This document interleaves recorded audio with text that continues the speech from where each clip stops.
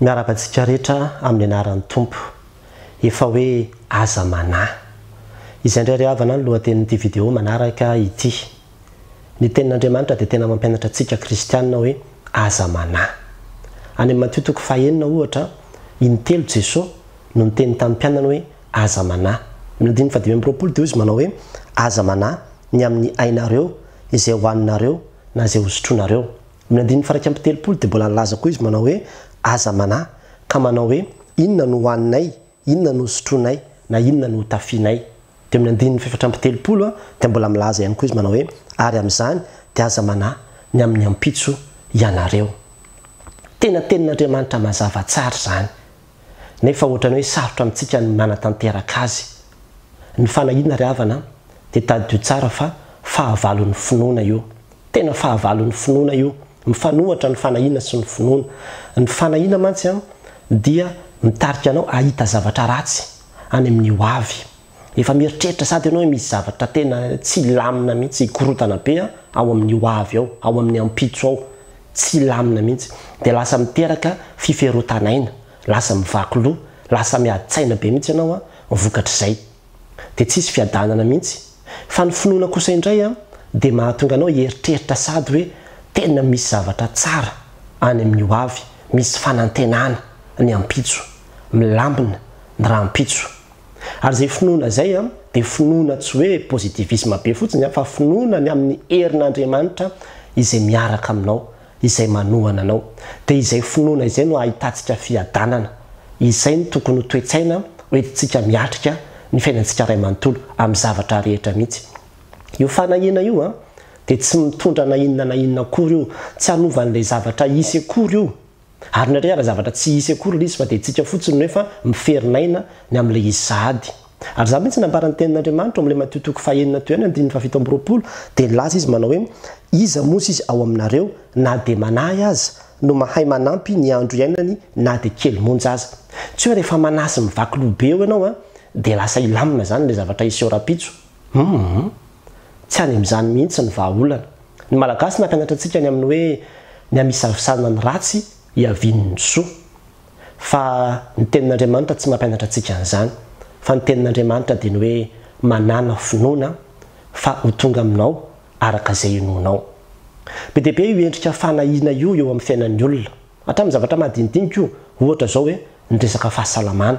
Misy ny olona tena manahy mafy mihitsy ny amin'ny fahasalamana sy ny zavatra mety hitranga amin'ny vatany io. Ka raha vao misy zavatra kely miseho fotsiny nana dia efa miorooro tena matahotahotra mafy mihitsy. Raha ohatra ianao ka feno an'izany dia lasa ho tonga hypocondriaque ianao zany ny farany. Le hypocondriaque io le olona le tena hoe matahotra mafy ny arary mafy mihitsy. Dia ninona dia mampatahotahotra daholo ny zavatra rehetrarehetra ity. Dia ohatran'izay koa raha ohatra ka amin'ny asanao manahy ianao hoe tena mety ho voaroka, manahy ianao sao dia hanao an'izao ny entreprise na sao dia hanao an'izao na isy ohatran'izao dia zay foana no entinao dia miteny aminao fa ho tratran'ny stress au travail ianao ny dikany. Ary tena raharaha be raha tratran'izay ianao.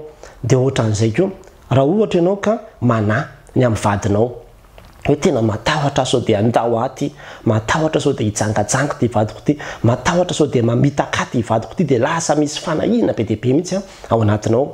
Dia lasa tonga amin'ireny hoe jalousie maladiva ireny ianao. Dia lasa possessive be, tena piretinao, tazominao mafy mihitsy izany ilay vadinao satria misy an'io fanahina io ao anatinao. Ary zany mahatonga an'ireny olona saro-piaro diso tafahoatra ireny. Fanahina ny mahatonga an'ireny. Dia ohatran'izay koa mety tonga dia hisaraka amin'ilay olo tianao mihitsy ianao. Hiala aminy ianao satria ilay fanahina ny zavatra tsy hisy akory fa ianao nefa mieritreritra an'ilay izy sady dia efa hitanao ohatran'ny hoe ratsy sady zany ilay zavatra miseho e. Dia lasa manana endrika ratsy eo an-tsainao mihitsy ilay olona izay miaraka aminao. Dia amin'izay fotoan'izay manimba zavatra be dia be io fanahina io. Dia ohatran'izay koa ny amin'ny fianarana. Manahy mafy ny amin'ny hoe ahoana ary ny hoaviko ty, ahoana ary ny fianarako ty, ahoana ary ny zavatra izay ho ataoko ty sy ny ohatran'izany ny mpianatra.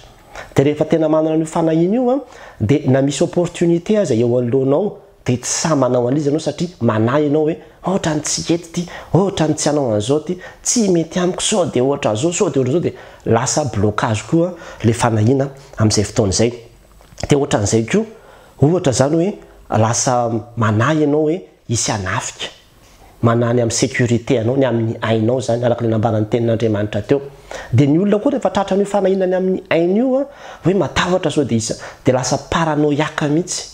Tanareo tsara reny olona vao misy zavatra kely maneno fotsiny ny akoho mihetsika kely ny akoho any am-batiny dia efa mitobotoboka be ny fony mikoropaka misaviritaka ohatran'inona izy vokatry le fanahina tahotra ny amin'ny hoe sao dia isy zavatra hitrango ohatr'izao dia vao atory ny alina dia efa miferin'aina tsisy fiadanana mihitsy. Tsisy fiadanana mihitsy ary raha dia efa nahita olona tratran'io fa tena mampalahelo vao mariva ny andro dia mitaintaina tena mangovotra tena hitanao mihitsy izy hoe mangovotra izy tsisy fiadanana mihitsy izy manahy izy sao dia hoe isy anafika. Dia ohatran'izany koa ny sakafo, ny akanjo, ny zavatra hitranga ny amin'ny hoe vola. Hoe manazo dia tsy ampy ny vola, manazo dia fery ny vola, manazo dia ohatran'izao dia farany lasa fermé, lasa kahidy, lasa tsy mahatolotolotra mihitsy ny fa tena hoe vokatra le fanahina zany dia mety hanova zavatra be dia be hatramy mitoetranao io resaka fanahina io. Dia ohatran'izany indrindrandrindra ny tanora izay tena tiako ampahirezina mihitsy satria be dia be ny tanora manahy ny amin'ny hoe iza no mba ho vadiko, manahy hoe sao dia tsy ahazo vady ary aty, sao dia mbola anjara ary zaty, sao dia tsy hiteraka tsony ary zaty. Dia izay fanahina be dia be izay no mibahano anatin'ny sainao dia lasa tsisy fiadanana tsony ianao. Dia ny vokatra an'io lasa anaonao foana mihitsy ianao vokatra izay le hoe fanahina be ny amin'ny hoavy izay. Ka izany no mahatonga an'ireny tanora reny sasany manao hoe anday hiteraka fotsiny ihany fa sao dia tsy hiteraka tsony ihany. Efa fanahina no mahatonga an'ireny dia hoe aleony tonga dia miteraka aloha na dia amin'ny vadin'olona aza dia avy eo any oriana ny vita hoe raha manambady na tsy manambady na koa hoe izay olona hita eo dia tonga dia vadina satria matahotra sao dia hoe tsy hahita vady tsony rehefa avy eo. Dia io fanahina io rehavana amin'ny lafiny isan-karazany ohatran'izany dia be dia be mihitsy. Ary amin'izao fotoana izao dia mampanahy koa ny zava-misy maneran-tany ny amin'ny toy ny aretina coronavirus, ny vaccin, ny hoe isen'izany. Indray mandeha tato amin'ity pejy ity dia nisy olona nanoratra hoe ahoana paster nataoko fa tena kivy aho izy mieritreritra hoe izy tokoa ve zany hoe bibidia hoe marka 666 tsy maintsy apetraka eny amin'ny andrina sy eny amin'ny tanana araka ny ambaran'ny apokalipsy dia hoe tsy mahazo mividy, tsy mahazo mivarotra dia hoe efa miroso makany amin'izany tsika zany zao dia kivy be aho izy mijery an'ireto zanako reto hoe zany ve zany ny zavatra atrehan'ireto zazy reto amin'ny hoavy. Zay mihitsy le fanahina. Ianao tonga dia efa mahita zavatra ratsy be dia be sahady any amin'le ampitsonao. Dia izay le fanahina dia lasa ketraka ianao kivy ianao ao anatin'izany. Ary zany ro tena te hitarika antsika hoe tsy mety mihitsy io fanahina io fa esory io fanahina io. Ahoana ny tokony atao ary ny voalohany indrindra aloha dia izao ny tenin'Andriamanitra mpanjenina. Raha ohatra ka ny tenin'ny dokotera no eritreretinao sy visavisainao, raha ny tenin'ireny mpanao gazety samihafa reny, raha ohatra ka ny tenin'ny mpampiasanao na ny tenin'le vadinao na ny tenin'le olo-tianao na ny tenin'ny mpampianatra anao no hivisavisainao sy eritreretinao foana dia lasa misy fanahina ianao. Fa ny tenin'Andriamanitra no azo antoka indrindra. Aza mahatoky ny tenin'ny olona zany fa mahatoky ny tenin'Andriamanitra. Ary ambarako eto foana amin'ny hoe aza mahatoky ny vadinao fa mahatoky an'Andriamanitra izay miasa ao anatin'ny vadinao. Aza mahatoky ny tenin'ny olona izay nampanantenany ianao fa mahatoky ny tenin'Andriamanitra izay nampanantenany anao. Dia ilay Andriamanitra izay milaza aminao androany manao hoe aza manahy.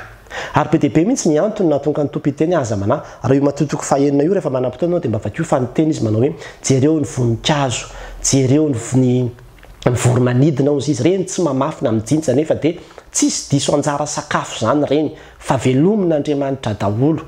Ary na ny voninkazo izy tsisy hoe fitafiana na i Solomona teo amin'ny voninazy tsy nitafy no mihoatra aloha reny voninkazo reny akory.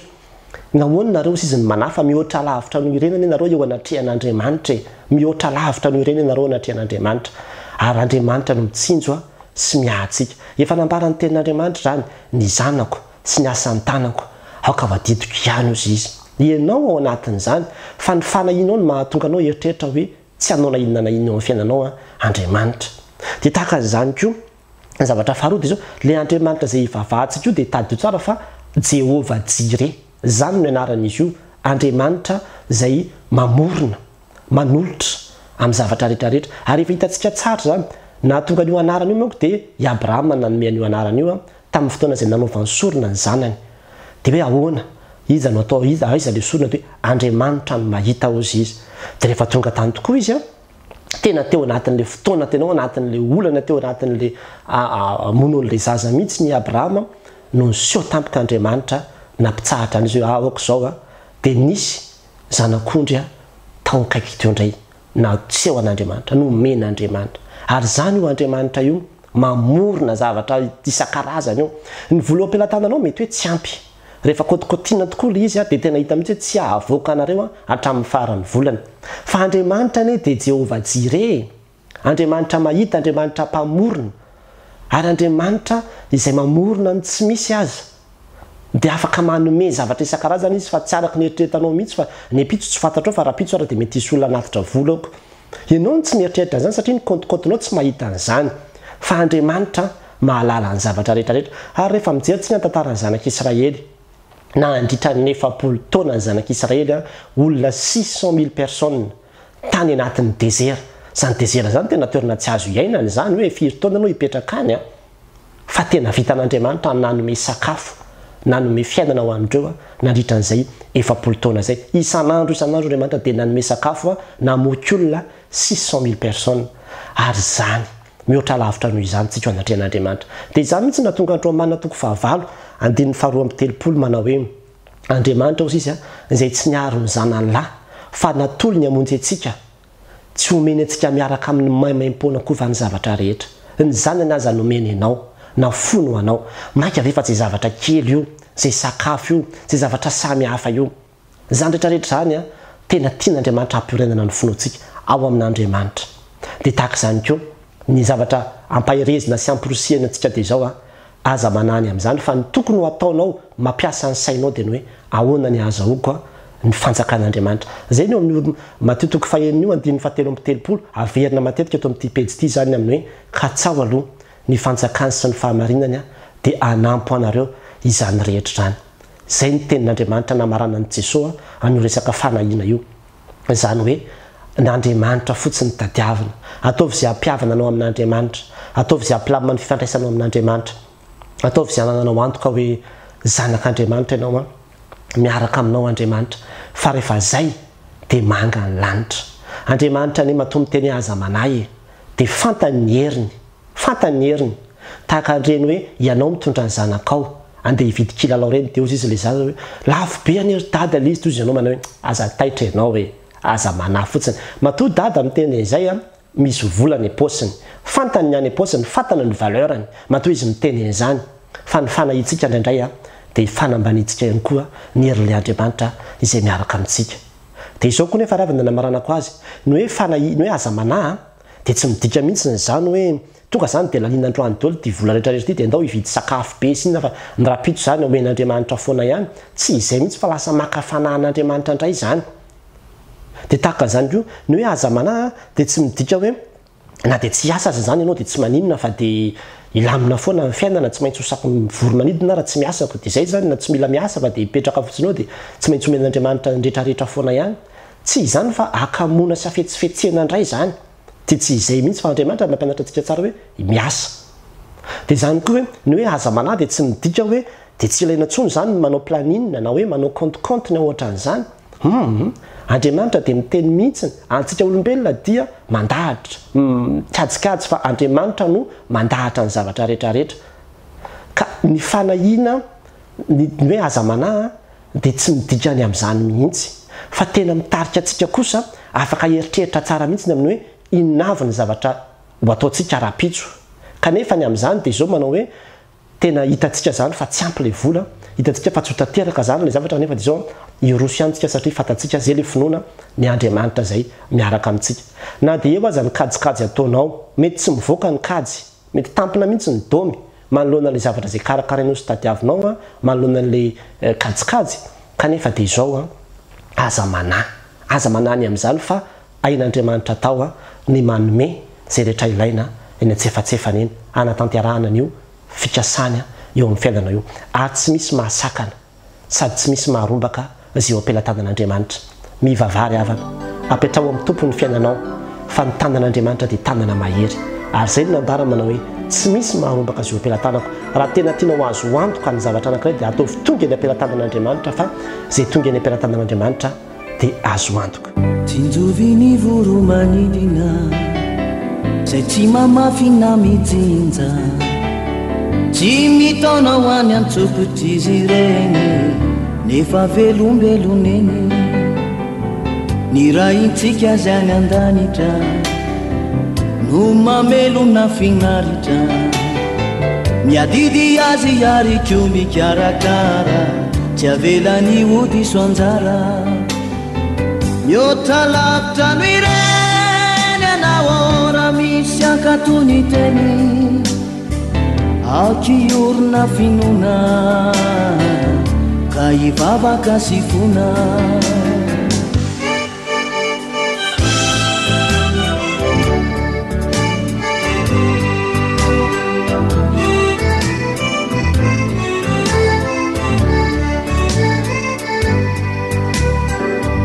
tereny vonikazo any anjara ampitafiny voninahitra maika fayanao izay fofonainy minofa ho karakarainy mihoatra lavitra no ireny anao ora misy ankatony teny aokiorona finona ka ivavaka sy fona